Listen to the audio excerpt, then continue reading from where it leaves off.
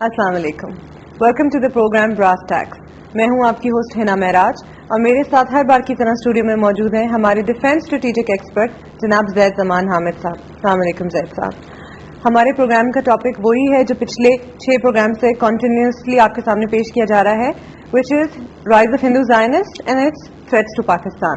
آج اسی کا ہم 7th ایڈیشن پیش کرنے جا رہے ہیں. ہم نے اپنے پچھلے پروگرام کا اختتام کیا تھا پوسٹ 9/11/2001 ایرا پر. آج ہم اسی بات کو آگے کنٹینیو کریں گے بیکاز وقت کی کمی کے باعث ہم اس کو کور نہیں کر سکے تھے پچھلی بار. So we'll start on with this. Zaid صاحب آپ اس کو آگے بڑھائیے. دیکھیے ہے نا, ایسا آپ نے کہا کہ پچھلے پروگرام میں ہم نے 2001 تک پہنچے تھے.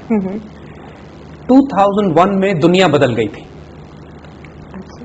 یہ کرسچن اور جوش زائنسٹ کا جو گیم پلان یہ پوری مسلم دنیا میں برپا کرنا چاہتے تھے پچھلے کئی برس سے, جس کی تیاری ہو رہی تھی, جس کا تعلق U S grand strategic objectives کے ساتھ تھا جو ہم پہلے ڈسکس کر چکے ہیں اپنے پروگرام میں, جس کا تعلق گریٹر اسرائیل سے تھا, جس کا تعلق نیو کارن ایونجلیکل کرسچن زائنزم سے ایجنڈا ان مڈل ایسٹ سے تھا, جس کا تعلق پولیٹیکل اور ملیٹنٹ اسلام کو شکست دینا اور تباہ کرنا تھا اور مسلمان ممالک پر قبضہ کر کے دوبارہ سے کالونائز کرنا تھا. یہ ایک خوفناک کیمپین تھی جو 9/11 کے بعد دوبارہ برپا ہوتی ہے مسلمان دنیا میں.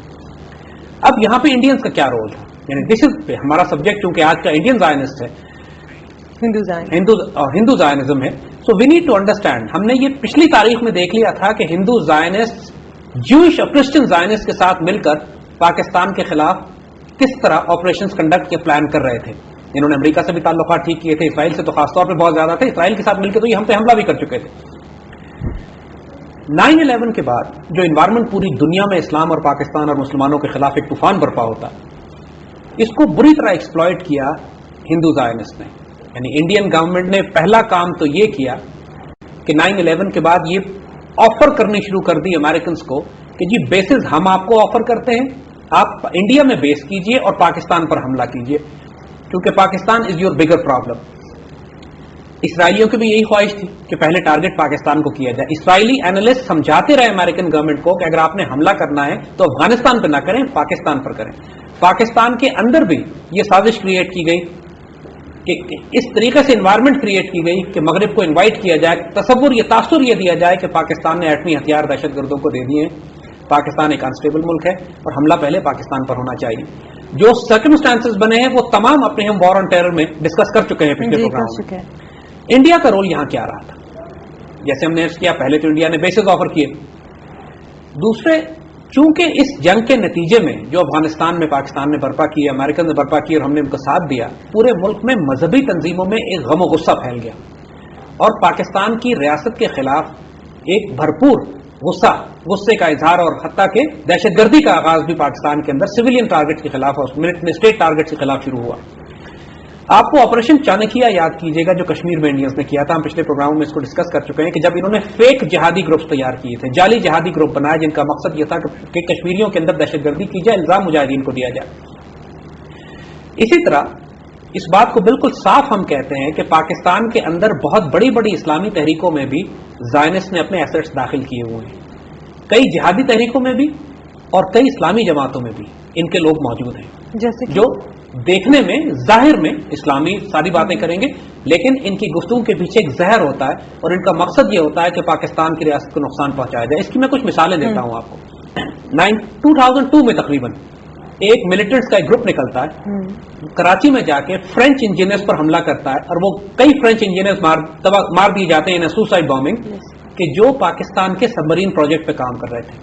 دیکھیے یہ پاکستان کا نیوکلیر پروجیکٹ کے بعد سب سے بڑا پروجیکٹ تھا, یعنی آگسٹا 90 سب مرین جس پر ہم کام کر رہے تھے, جس میں یہ صلاحیت ہے کہ پاکستان کو سیکنڈ اسٹرائک کیپیبلٹی بھی دے سکتی تھی اگر ہم اس کو ماڈیفائی کر کے اس میں نیوکلیر میسائل فٹ کر لیں. یہ اس کی رینج اتنی تھی کہ ہم پوری انڈین اوشن میں ہم ٹریول کر کے انڈیا کو تھریٹ کر سکتے تھے اور پاکستان کے دفاع کا کام کر سکتے تھے. ہمارا سب سے اسٹریٹجک پروجیکٹ تھا یہ. اس پروجیکٹ کی ٹارگٹ سلیکشن, اس کو ہٹ کرنا, لوکل ملیٹنٹ گروپس میں کسی کو نہیں معلوم تھا کہ یہ کراچی کی ڈاک یارڈ میں یہ سب مرین بن رہی ہے اور یہ فرینچ انجینئرز اس کو بنا رہے ہیں. اس کی ٹارگٹ سلیکشن, اس کے لیے اکوپمنٹ ویپن سپلائیز دینا, یہ سارا انڈین زائنسٹ اور انڈین ایجنٹس اور راک ایسٹس کا کام تھا.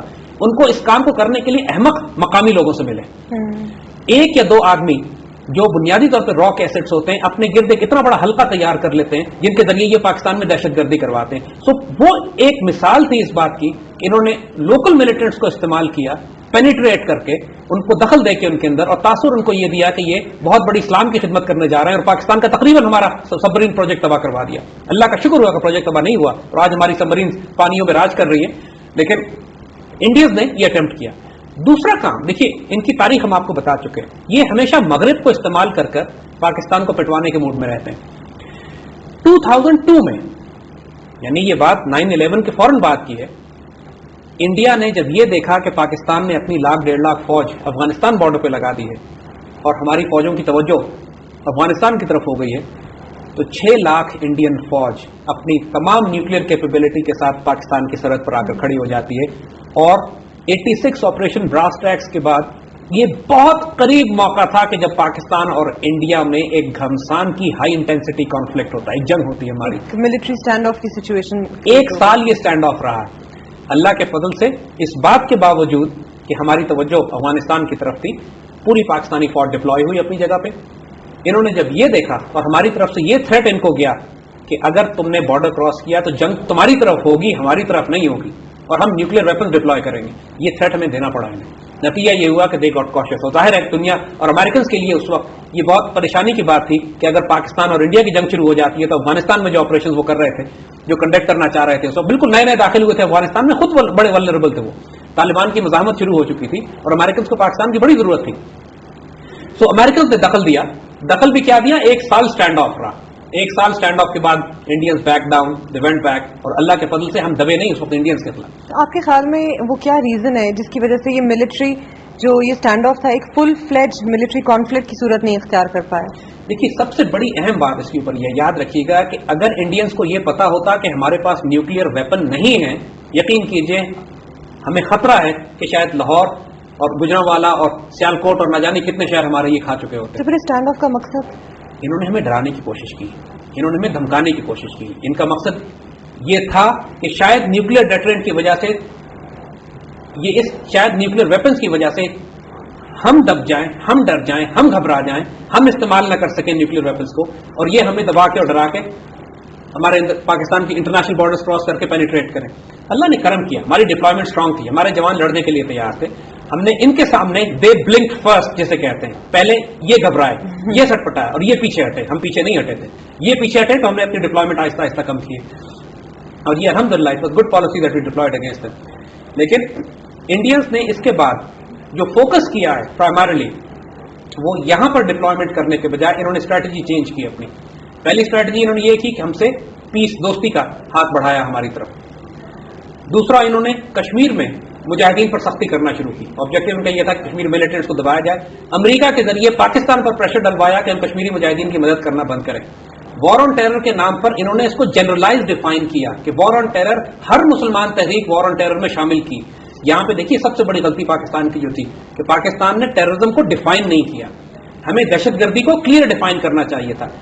تمام وہ جگہیں جہاں پہ مسلمان مزاحمت کر رہے ہیں دشمنوں کی, وہ دہشت گردی کی ڈیفینیشن نہیں تھی. کچھ فریڈم فائٹنگ میں, فریڈم فائٹ. اور دوسری دفعہ ہم کو اسٹیٹ ٹیررزم کو بھی ڈیفائن کرنا چاہیے تھا. وہ تمام جگہیں کہ جہاں پہ ریاست دہشت گردی مچا رہی ہے, چاہے وہ اسرائیل کی ریاست ہو, چاہے وہ انڈیا کی ریاست ہو. اور وہ جو ہم غلطیاں ہیں, ڈیبیکلز ہیں اپنی افغان پالیسی کی, وہ ہم تمام ڈسکس کر چکے ہیں. لیکن انڈینز کو بہت بڑا موقع مل گیا طالبان کے افغانستان سے نکل جانے کی وجہ سے, یا طالبان کے کمزور ہونے کی وجہ سے, ناردرن الائنس گورنمنٹ آنے کی وجہ سے, کہ ہمیں پورے مغربی سرحد سے, انڈیا کی اسٹریٹجی اب یہ ہو گئی کہ مشرق میں ہمیں تنگ نہیں کرے گا,